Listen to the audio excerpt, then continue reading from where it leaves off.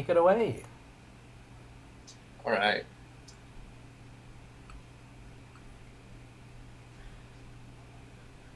Hi, everybody. I'm Miles Hebitz with Assistance Technologies.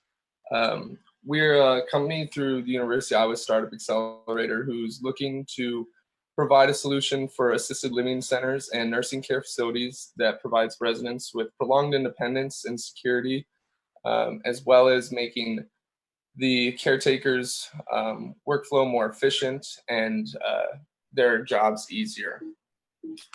Um, Sorry there. So taking a look at assisted living in America, we've reached out to a number of facilities throughout Iowa and spoken to them about the challenges that their residents and their caretakers face.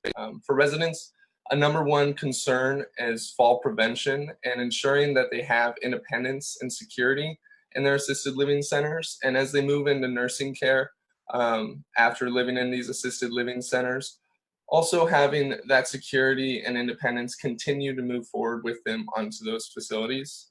For the caretakers and for those facilities, um, the way they want to have alerting for falls is a big issue. Integrating that in a way that's easy, that's not alarming for residents, as well as having that security factor be there too. Having caretakers always within arm's reach and available for the residents, and moving that security over into nursing care facilities as well, in the sense of preventing wandering, and ensuring that residents aren't getting into areas that could be a hazard to their health.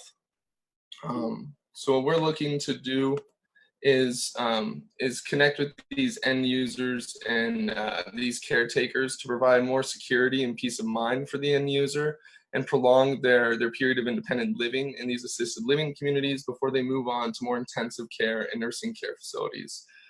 As well as once they move on to those nursing care facilities, working with being able to work with the caretakers to provide a solution that makes it so they can spend more time focusing on the care of residents and their lifestyle and less on redirecting, which has been a main concern for CNAs and RNs, which are in short supply in a lot of these facilities.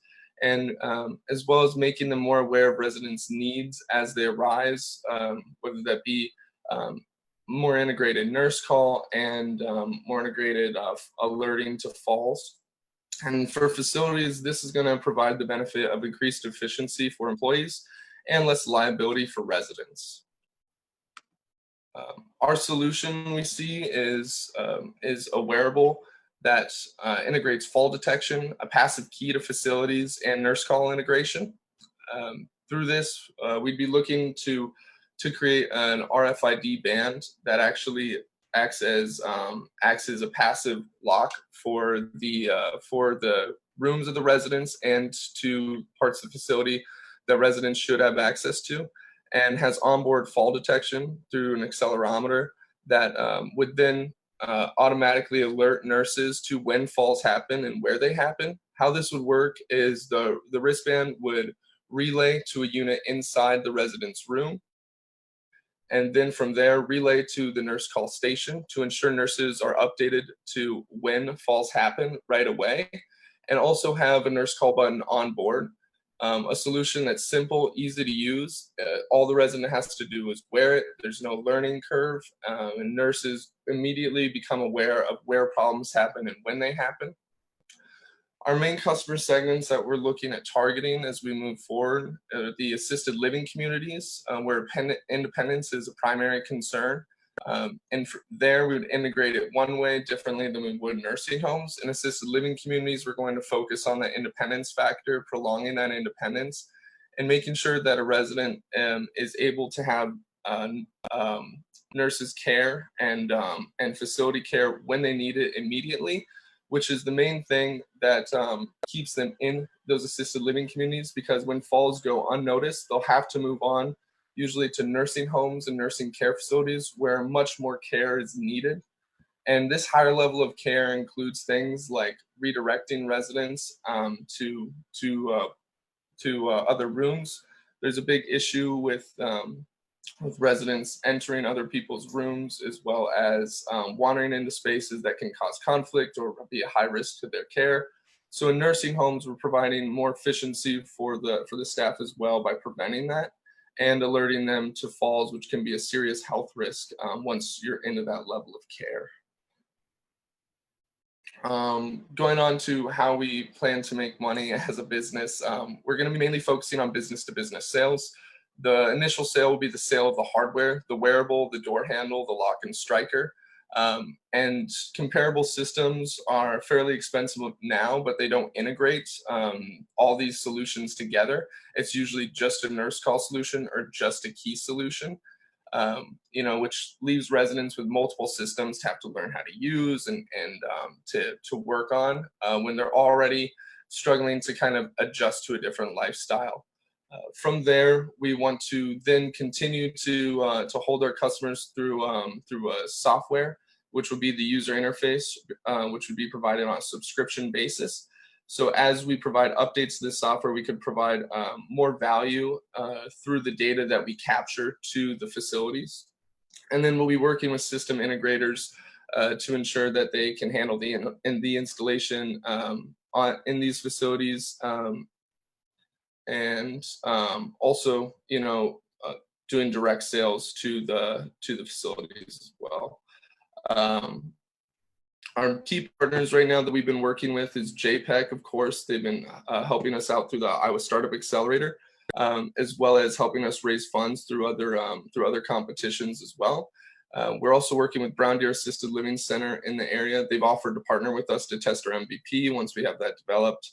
And our customer discovery through Iowa's Assisted Living Centers has provided us with a lot of information and feedback as well that's been helpful. Our key activities that we're really working on now and our updates on what we're doing now, of course, customer discovery has been a big thing through the Iowa Startup Accelerator, really validating our business model and product and seeing what we need to focus on versus what we need to move away from. From there too, we're trying to raise funds to really cover our prototyping costs, which is expected to cost around $7,000 to $10,000, and then designing, developing that MVP as we wait to build that prototype. And as we connect with these facilities too, we've been trying to distribute letters of intent to really secure interest in industry connections.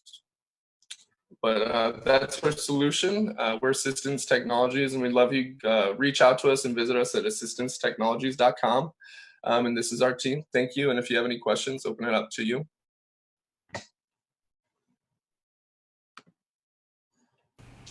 All right. Any questions? I have one. Is there a battery involved in this? Is it rechargeable? What's the estimated life of the band? Yeah, so there would be a battery on board with the bands. They wouldn't be rechargeable. The rechargeable batteries tend to have a much shorter life. It would just be a battery that you would have to replace at around a year in time span. They would the band's RFID would be very low powered, as well as the actual alert system that relays to the nurse call station only turns on to ping when it needs to. Otherwise, it wouldn't be running constantly. Thanks. What are the ways in which a resident can hack this thing to get more attention? Can they start swinging their arm quickly? Can they set it off intentionally without actually falling? Yes, so over time, we kind of want to be able to differentiate between those actual falls and just movement. There is a decent amount of devices out there that do fall detection, and you are able to differentiate between just movement, quick movement, and actual falls.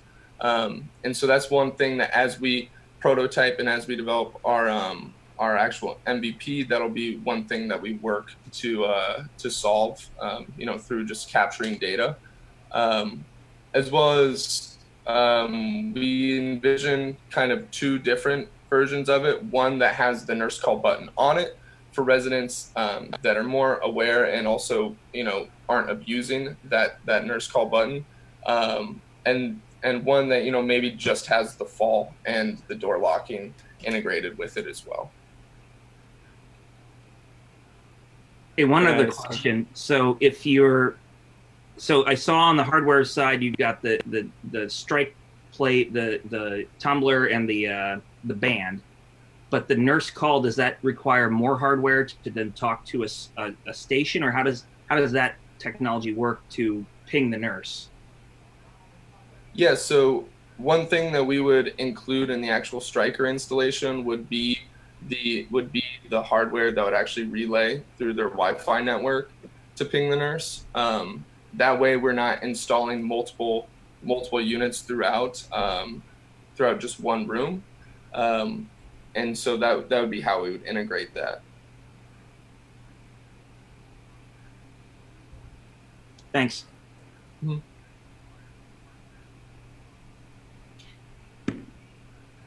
Miles, Ben from 1MC Midwest had some comments for you in the chat, if you want to take a look at those as well.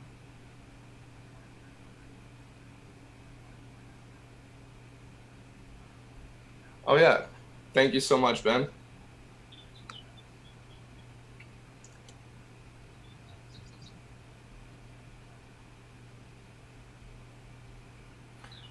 What's your projected timeline for when you might actually have a prototype out? We're hoping to have one up this fall to actually start working with facilities, but the difficulty is with COVID. A lot of facilities aren't open to allowing people in. So that's one thing that we're really trying to kind of a hurdle we're really trying to get past. You know, right now it's really slowed our outreach to these facilities. We're having to mainly rely on phone call to connect with a lot of people and do everything virtually, of course, which a lot of these facilities aren't used to integrating that side of things. So hopefully, you know, get the prototype developed this fall, then move forward once COVID is no longer a serious factor, and be able to actually integrate it and work within, but possibly sooner if some of these facilities become more comfortable with kind of implementing it sooner.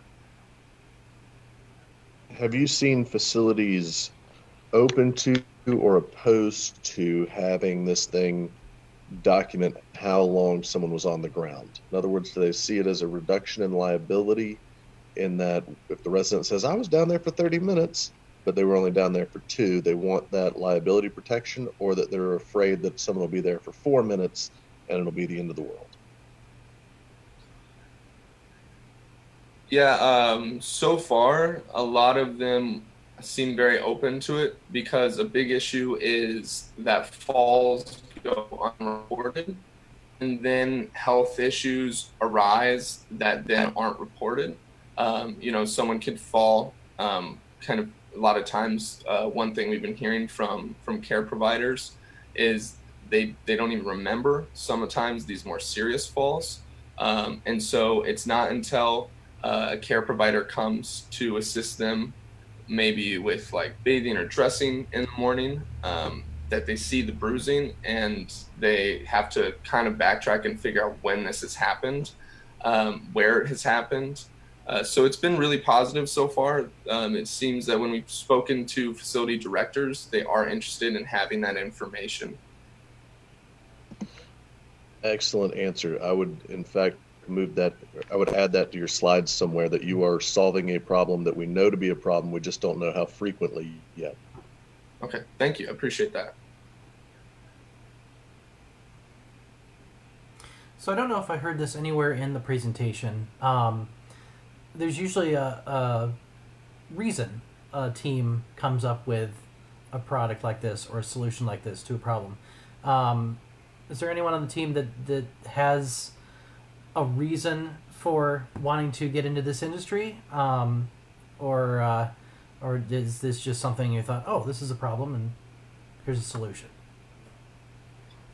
Yeah, Michael Westfall, who you can see there in the middle with the glasses on in our team photo there, that was actually from when we formed in Iowa Startup Games. Michael came to our Iowa Startup Games and explained this problem that he was experiencing when visiting his grandfather in an assisted living community, Okay. where his grandfather was having issues with wandering into residents' room that weren't his own in his memory care facility, and from there, that was our initial problem that we were looking to solve, was reducing wandering into rooms that weren't their own. But as we spoke to care providers and to directors of these assisted living facilities, we also saw that it's a serious thing to prevent and react to falls when they happen, especially for memory care. So that's why we decided to also take it in that direction as well. Nice. Thank you. Any other questions? Hi, Miles. This is Greg Barkus. Great presentation. Really good. So, based on your customer discovery, what do you think what's your minimum viable product going to be like? Because once you build a device or a platform to provide services to these centers, you can put anything on it. So it's great to have a platform like that. What do you think their biggest problem is that they're looking to solve, and that you can incorporate into a minimum viable product? Yeah, our first step that we're looking for an MVP is primarily the passive lock. That would just be a wristband. There's been some issues with electronic locking systems when we've spoken to facilities, as far as providing just key cards and such. Still leads to losses and such of those key cards. So it doesn't really solve the problem for them on the security end. So that would be the first step, would be just the passive wrist lock for these residents. And then from there, we'd really want to try to incorporate the fall detection as soon as possible. But primarily it's going to be the wrist lock, and that would be the way to kind of get into those facilities and begin building a relationship. Okay, great. Thanks.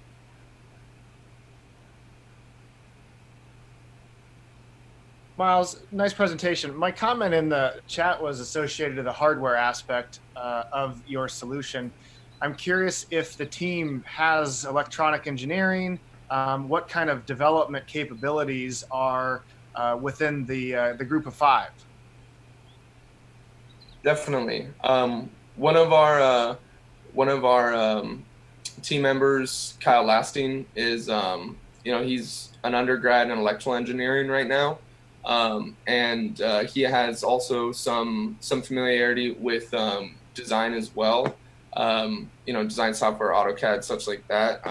And he's been working on designing it with me, but he definitely has more expertise. And then also being able to work on the software side with the Founders Club development team. But we're probably going to have to outsource for some of it and get some consultation as well. Software is magic and hardware is hard. So as you're building into those directions, as I also mentioned in the chat, I think when you're talking with folks, having a simplified example and being able to share it very easily is difficult when you don't have a fully functioning prototype. So how do you plan on financing some of the outsourcing efforts that you mentioned? Yeah, we've been able to raise some funds through the University of Iowa's competitions through JPEG. So as we move forward, we're kind of very carefully planning out the use of those funds. As a very early stage company, that those small amounts of funds can really be the lifeblood for us, or if burning through those can really lead to our demise. So we've been really careful in plotting that out before we move forward with anything.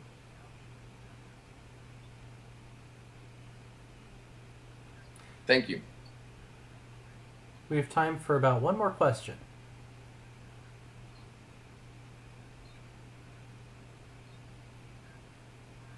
Are you looking for more homes to get in touch with? Because I might have a contact for you. Yeah, we're always looking to reach out to more people. So if you have a contact for us in either nursing care facilities or assisted living centers, we'd love to reach out to them. I really appreciate that. Thank you. Very nice. That's actually an excellent segue into the traditional final question that we ask all of our presenters here at 1MC Iowa City. What can we as a community do to help you, and how can we get in touch with you after this presentation? Yeah, as a community, you know, we'd love to be connected with anyone you think would be important to speak to, whether that be assisted living centers or nursing care facilities, or care providers in the area, as well as if you have any leads for us as far as people we could work with and consulting on the prototype. We'd love to reach out with them and kind of see what that would look like. And you can reach out to us through our website. And currently we're working on developing, you know, getting our social media up and going. So having that ready in the next week, you'll also see us there as well and see that on the website too.